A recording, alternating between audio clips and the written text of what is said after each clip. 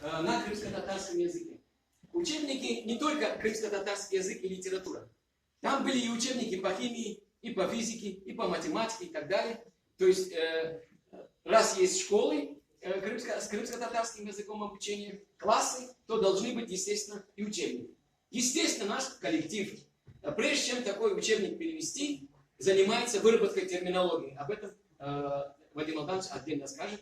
А эта выработка терминологии, это нужно просто подумать, что для того, чтобы хоть приблизиться к чему-то серьезному, нужно перелопатить, вот грубое слово такое, довоенные крымско-татарские издания. А это сотни периодических изданий, тысячи книг и так далее. Вот это все на арабской графике в основном перелопачивается и так далее. Ищется термин, если это связано с физикой, химией и так далее, то и потом он анализируется.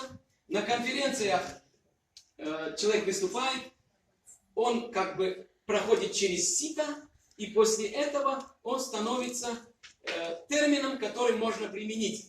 Не просто я вот нашел, сразу взял и применил. Это одна часть вопроса.